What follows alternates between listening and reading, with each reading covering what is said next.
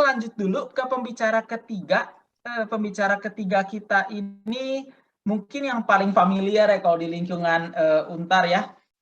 Ini kita di pembicara ketiga ada Associate Professor Dr. Aryawan Gunadi. Saya rasa kalau masuk di sini udah kenal ya, termasuk saya juga banyak kerjasama dengan Pak Aryawan.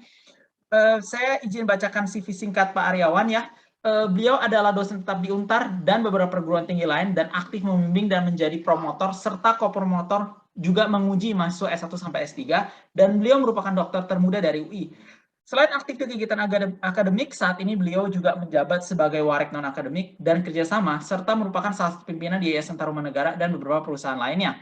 Di luar kegiatan akademik, Pak Aryawan juga merupakan pendiri law firm AGN Partners dan seringkali diundang sebagai saksi ahli di berbagai tingkatan pengadilan. Mungkin tanpa berlama lagi, Associate Professor Dr. Aryawan Gunadi, waktu dan tempat saya persilahkan, Pak. Ya, terima kasih Pak Lewi. Mudah-mudahan suaranya kedengeran. Kedengeran, Pak Lewi, kedengeran ya? Oke, baik. Pak. Terima kasih atas kesempatannya yang saya hormati, pimpinan Yayasan Universitas, terutama Fakultas Hukum, Pak Dekan, Profesor Dr. Ahmad Sudiro, Ibu Mia Hadiati, lalu Pak Kaprodi, Prof. Ahmad Reddy, Prof. Matono, Prof. Mela, beserta para guru besar dan para dokter yang kami hormati. Lalu ada Kepala Lab dan juga Ketua Disnatalis, Ibu Christine Kansil. Lalu juga ada Ibu Rugun, Binma. Lalu para narasumber, ada Prof. Rahayu. Selamat pagi, Prof. Pak Irfan, terima kasih share-nya, Pak. Sangat bermanfaat untuk kita semua. Lalu juga di sini ada Pak Lewi sebagai moderator, Michelle sebagai MC, dan juga para praktisi, para alumni, dan para mahasiswa yang kita semua yang saat ini sedang menyaksikan Disnatalis Fakultas Hukum. Tadi seperti yang disampaikan oleh Prof. Rahayu dan Pak Irfan, tentu sama, saya juga sebagai keluarga, yaitu anggota keluarga besar Tarumanegara, mengucapkan selamat Disnatalis untuk Untar, khususnya Fakultas Hukum Untar yang sama-sama kita cintai. Mudah-mudahan Fakultas Hukum semakin maju, semakin jaya, dan juga semakin bisa terus mengembangkan sayapnya di pendidikan Fakultas Hukum yang ada di Indonesia. Baik, Bapak Ibu langsung saja. Tadi saya mungkin, karena ini forumnya adalah FGD, jadi forum group discussion, jadi saya mungkin share, menambahkan sedikit banyak dari tadi yang sudah para ahli, ada Prof. Rahayu, ada Pak Irfan, mudah-mudahan bisa memberikan satu insight kepada kawan-kawan semua. Yang pertama adalah memang kan topik kita mengenai perusahaan asuransi terhadap upaya pemailitan dan PKPU. Jadi memang kalau bicara soal insurance ini, ada 5 isu hukum yang saya lihat di dalam masalah berkaitan dengan asuransi dan variabel mengenai pemailitan. Yang pertama adalah mengenai posisi atau legal standing daripada pengajuan pilot. Nah itu memang khususnya untuk perusahaan asuransi. Nah, memang legal standing ini memang menjadi penting. Kenapa? Karena tadi sudah disampaikan bahwa dulu adalah Menkyu, sekarang adalah OJK. Walaupun dalam pelaksanaan memang ada banyak para nasabah yang mencoba untuk melakukan pilot terhadap perusahaan asuransi. Kedua adalah isu hukum berkaitan dengan posisi daripada kreditor, di mana kreditor itu kan banyak yang terkena dampak dan harus memang melunasi, katakanlah menjadi konsumen atas perusahaan insurance yang memang sudah dilakukan oleh mereka. Ketiga adalah isu mengenai corporate responsibility, yaitu mengenai tanggung jawab daripada perusahaan insurance atau perusahaan investasi dalam kaitannya dengan liability yang mereka sudah lakukan. Yang keempat tentu adalah akibat hukum dengan adanya pilot ini, karena memang kan bagaimana dampak terhadap konsumen, dampak terhadap masyarakat. Yang kelima adalah posisi standing mengenai pengawasan. Tadi seperti yang menjadi concern daripada para narasumber yang lainnya. Next slide-nya. Jadi kalau memang bicara soal asuransi ini, memang kan secara filosofi adalah pelimpahan resiko. Jadi melimpahkan satu liability atau kerugian yang timbul kepada pihak yang lainnya. Jadi memang posisinya adalah pelimpahan dan pihak asuransi berusaha atau berperan sebagai pihak penanggung. Dan dalam kaitan dengan ini, memang kita banyak sekali lihat tadi seperti yang sudah dijabarkan oleh Pak Irfan, bahwa setidaknya ada 5 kasus besar yang saya lihat dalam kaitannya dengan kasusnya pilotnya asuransi. Yang pertama adalah di tahun 2008, asuransi milik Diamond Investa ya, itu milik grupnya Bakri. Jadi memang dia ada terkena gagal bayar di tahun 2008 karena perusahaan memang ada investasi di saham. Jadi ada kaitan dengan krisis global yaitu subprime mortgage di Amerika Serikat. Nah, yang kedua adalah memang 2013 ada PT Asuransi Jiwa Bumi Asih Jaya Raya, Asih Jaya Asih, berkaitan dengan kesehatan keuangan atau risk-based capital. Yang ketiga adalah asuransi jiwa bersama. Yang keempat tadi asuransi jiwa Kresna yang mungkin nanti kita elaborate. Yang lalu-lalunya adalah mengenai Jiwasraya, Manulife, dan yang lain-lainnya itu juga memang menjadi masalah. Next slide-nya. Nah, memang berkaitan dengan insurance ini karena memang perjanjian asuransi adalah perjanjian konsensual. Jadi dia memang bisa terjadi satu kesepakatan ketika memang ada para pihak sudah memenuhi unsur-unsur yang memang di dalam kesepakatan itu. Jadi memang kalau dilihatnya memang ada satu akte yang dinamakan dengan kesepakatan dan perjanjian itu memang ada satu polis dan ada kesepakatan di antara mereka. Nah, tadi kan sudah disinggung mengenai, tadi ada beberapa pertanyaan yang saya lihat bagus ya. Apakah misalnya post major pandemi ini termasuk dalam force major atau enggak? Karena bila dilihat kan memang ada beberapa alasan untuk memailitkan itu karena memang dengan alasan pandemi COVID-19. Nah, kebetulan saya waktu 1 bulan yang lalu saya jadi saksi ahli dalam kasus reklamasi Pantai Utara Jakarta. Jadi ini kasus yang cukup besar pada waktu itu di Indonesia dan cukup mendapat sorotan publik. Saya hadir di PN Jakarta Utara pada waktu itu ada beberapa isu hukum, yaitu ada developer besar, lalu konsumen, karena konsumen itu yang klaim atas pembangunan properti yang memang ada di yang harusnya sudah dilakukan di Pulau Reklamasi, dan yang ketiga ada Pemda DKI yang harusnya memberikan satu izin atau tidak memberikan izin dalam kaitan dengan reklamasi. Nah, di situ ada aspek macam-macam Bapak Ibu. Yaitu adalah ada aspek berkaitan dengan hukum propertinya, ada aspek kaitan dengan hukum perlindungan konsumennya, ada klaim-klaim insurance yang diminta oleh konsumen sebagai akibat daripada liability yang harus dilakukan oleh perusahaan developer. Nah, itu juga menarik. Nah, lalu juga ada terkait dengan pertanyaan yang tadi ada di chat, yaitu apakah pandemi COVID masuk force major atau enggak. Nah, kalau dilihat kepres di tahun 2020, itu kan sudah di-launch oleh Menko Polhukam bahwa pandemi COVID-19 itu sebetulnya tidak otomatis, tidak automatically. Memang ini satu bencana. Nah, kan tetapi itu bisa dijadikan pintu masuk untuk para pihak melakukan satu negotiation. Jadi sebenarnya tidak langsung automatically. Kenapa? Karena saya paham bahwa pemerintah kan harus melindungi pelaku usaha dan yang lain-lainnya, tapi di sisi lain juga harus melindungi kepentingan konsumen. Nah, sama dengan kasusnya Jiwasraya, dengan kasusnya Manulife, lalu dengan kasusnya Kresna Life, tadi yang seperti dikemukakan oleh Prof. Rahayu dan Pak Irfan, ini memang membuka satu fenomena. Kenapa? Karena ada banyak masyarakat yang katakanlah yang menjadi konsumen, tidak tahu apa-apa, dia investasi, but they must have protection. Dia harus ada perlindungan dari perspektif sebagai konsumen. Next slide-nya mungkin, Pak Lewi. Nah, ada yang namanya third party liability di dalam insurance itu.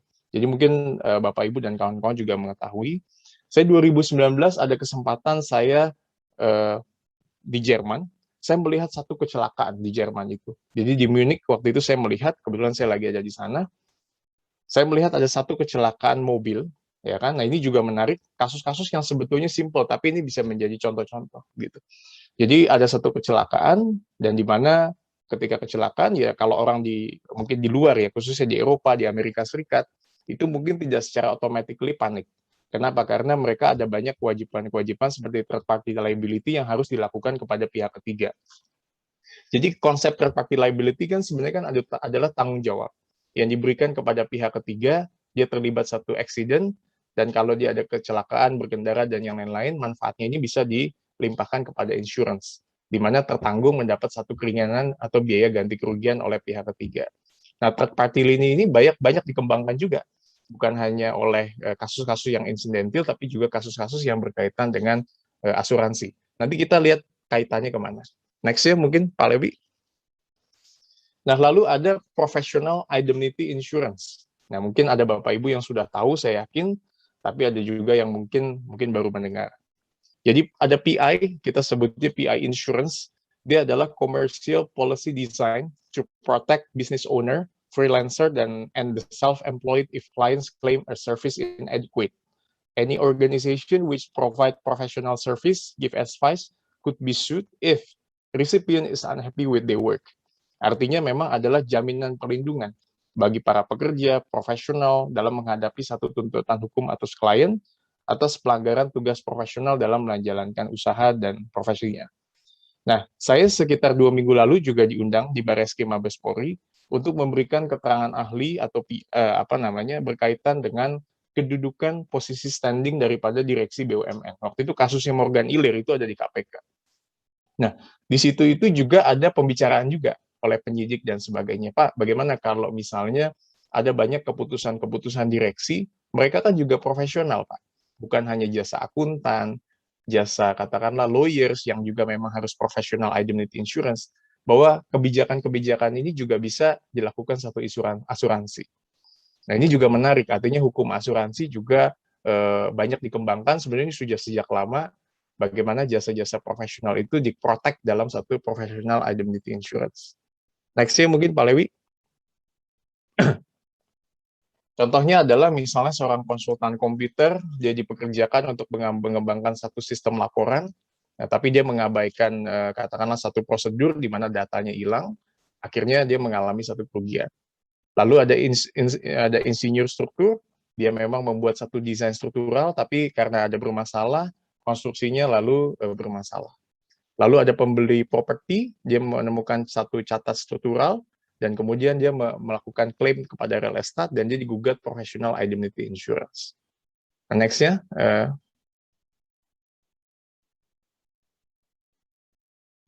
nah ini next-nya mungkin ini contoh-contoh aja coverage di mana di bidang asuransi memang sangat berkembang, di bidang SDM, teknologi informasi, lawyer, seperti gugatan terhadap ABNR, dan yang lain-lainnya, harus di coverage dalam kaitannya dengan insurance. Next, mungkin.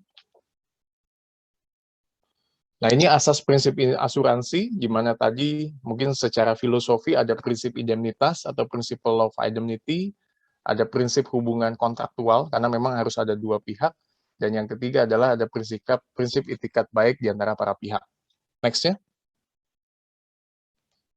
Nah, kalau kepailitan tadi sudah disinggung mungkin oleh Prof. Rahayu, bahwa di Undang-Undang 37 tahun 2004 tentang kepailitan, ya memang ini banyak persinggungan, bukan hanya dengan company, tetapi banyak persinggungan juga dengan asuransinya. Lalu next-nya.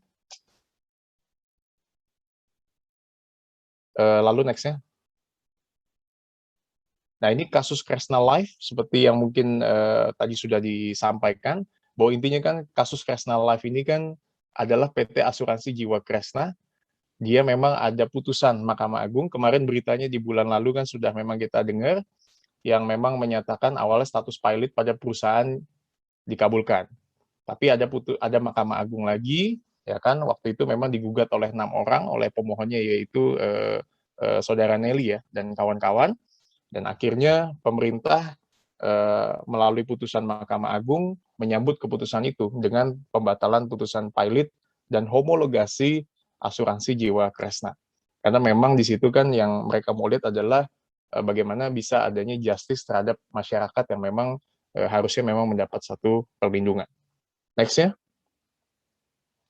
Nah, memang kalau melihat kasusnya Kresna ini tadi seperti yang disampaikan oleh Pak Irfan juga, memang sebagian nasabah, ada sebagian yang memang mengajukan gugatan pada waktu itu, memang tidak menginginkan kepilotan ini, karena sebagian besar melihat bahwa adanya efek negatif kepada konsumen, karena dia kan sebagai konsumen mendapat pembayaran, yaitu sebagai nasabah, sesuai dengan keputusan homologasi atau PKPU yang memang sudah disepakati.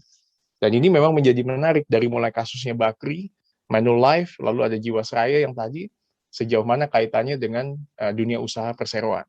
Tadi kan udah disebut, dunia ini kan sekarang sudah borderless.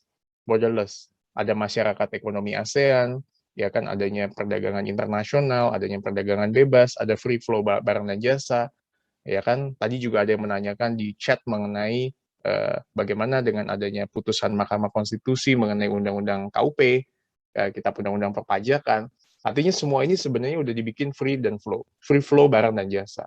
Nah, dalam kaitan dengan ini tentu kita nggak mau mematikan investor, tapi di lain sisi konsumen pun juga harus dibikin bergairah sehingga baik investasi maupun dikawinkan dengan jasa unit link seperti asuransi pun juga bisa terpakai. Next-nya mungkin,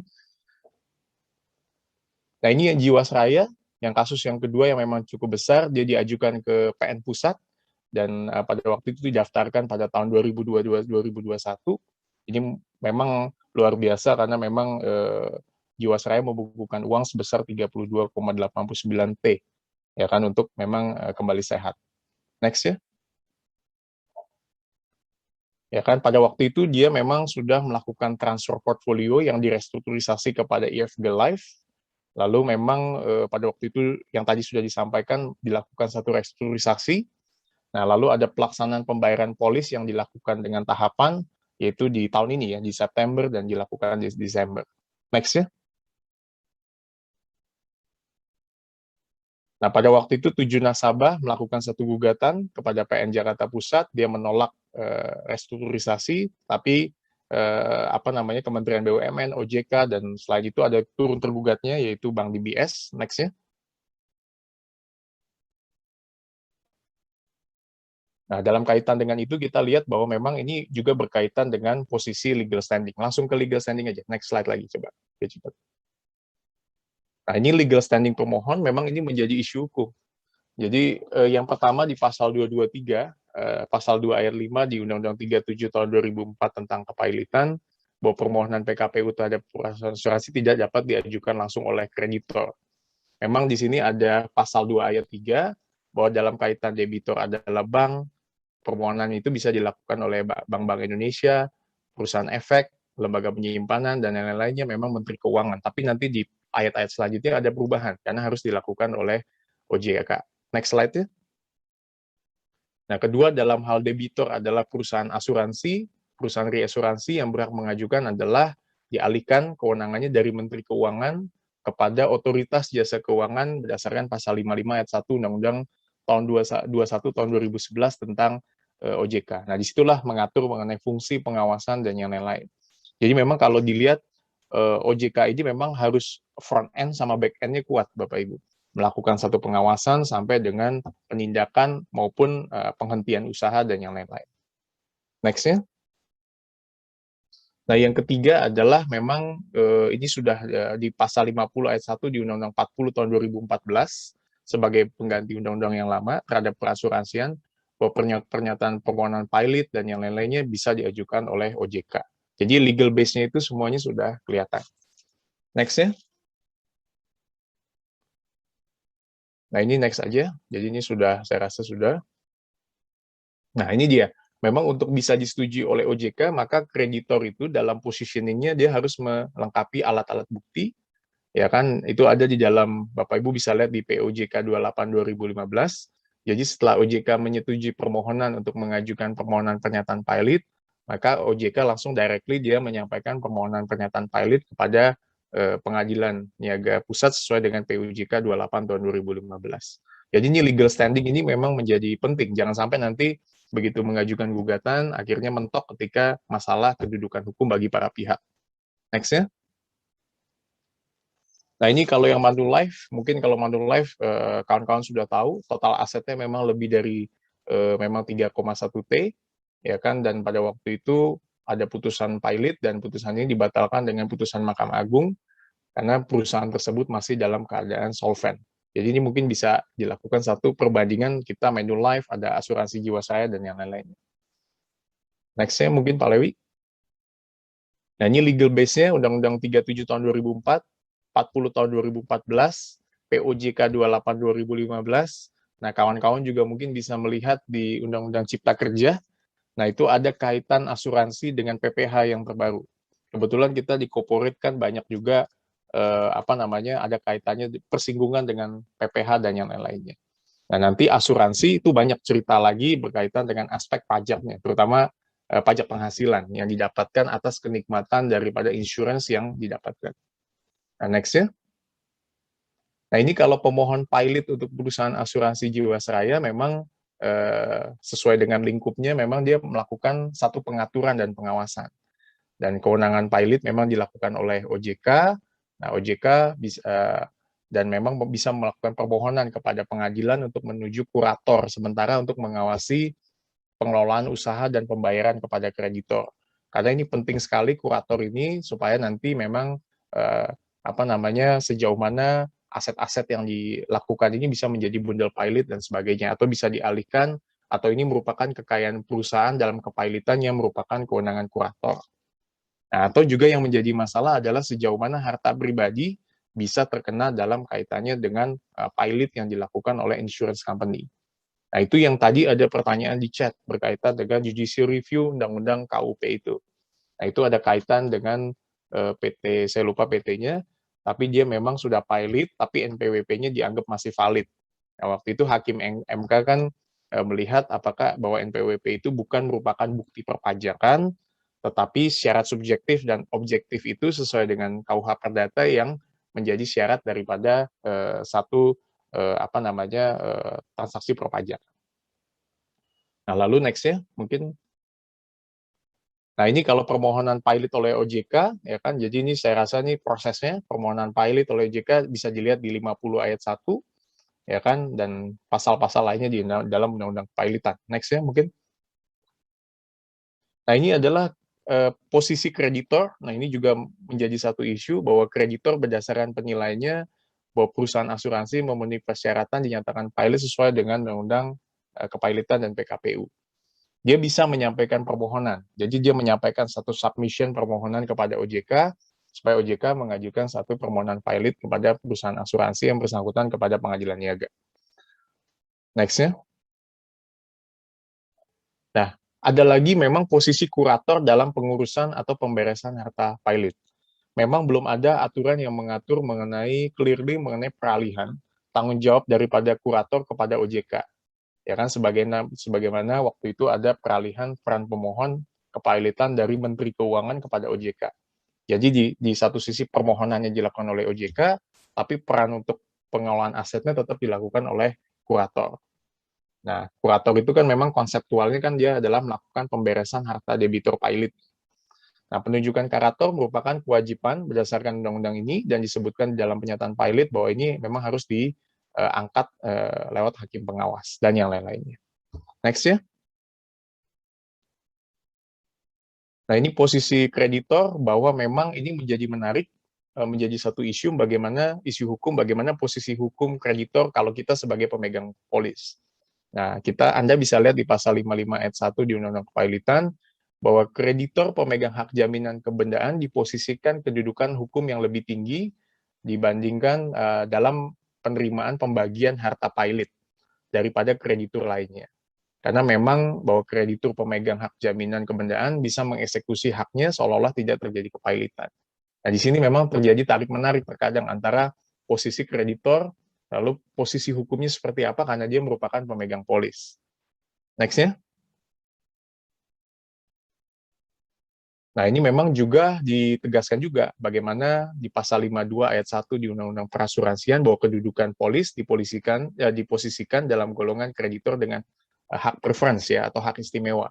Jadi tingkatannya itu lebih tinggi didahulukan dalam menerima pembagian harta pilot dibandingkan dengan yang lainnya. Next-nya. Nah, ini untuk melindungi terkait dengan kepentingan tertanggung pemegang polis atau peserta lainnya, memang Undang-Undang Perasuransian sudah menjamin bahwa memang di dalam pasal 52 Undang-Undang Perasuransian diatur mengenai bagaimana legal protection terhadap pemegang polis itu sendiri. Next ya. Nah, ini di pasal 53 ada juga kalau misalnya perusahaan asuransi dan perusahaan asuransi rahasia juga wajib menjadi peserta penjaminan polis, ini juga sudah diuraikan di dalam Undang-Undang Perasuransian. Nanti bisa dicek oleh kawan-kawan di Undang-Undang tahun 2014. Lanjutnya. Nah, ini juga memang kalau berkaitan dengan akibat hukum dipilotkannya perusahaan asuransi, ini memang seringkali akan bisa menimbulkan satu dampak. Dan memang kalau bisa dilihat bahwa harus ada perlindungan dan pengelolaan bagi risiko bagi tertanggung. Dan ini di dalam 255 KUHD juga ditegaskan mengenai bagaimana polis asuransi dan sebagainya untuk diperkuat dalam satu agreement. Next ya.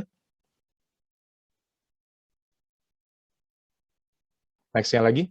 Jadi intinya posisi kedudukannya itu memang sudah lebih tinggi, dan ini slide yang mungkin terakhir, bahwa di pasal 1134 KUH Perdata, bahwa kreditur memang posisi kedudukannya itu lebih tinggi, dan dia memang memberikan akibat hukum bagi pemegang polis yang diutamakan dalam menerima hak-haknya dan pembagian harta kekayaan. Jadi kalau dilihat di sini memang isu hukumnya untuk posisi hukum legal standing-nya tadi sudah jelas, posisi kreditur jelas. Hanya memang untuk pertanggungjawaban corporate ini yang memang seringkali menjadi masalah, bagaimana tanggung jawab si perusahaan, si direksi dalam kaitannya dengan pilotnya perusahaan asuransi. Dan nanti akibat hukumnya juga berkaitan dengan pilot ini seringkali menimbulkan dampak.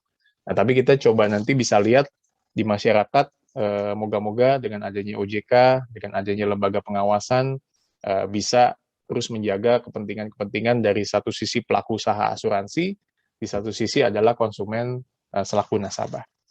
Mungkin itu ya Pak Lewi ya. Saya rasa ini sudah slide-slide terakhir, dan mungkin nanti kita lebih banyak diskusi karena di sini ada banyak narasumber juga. Mudah-mudahan bisa bermanfaat. Saya kembalikan kepada Pak Lewi dan terima kasih.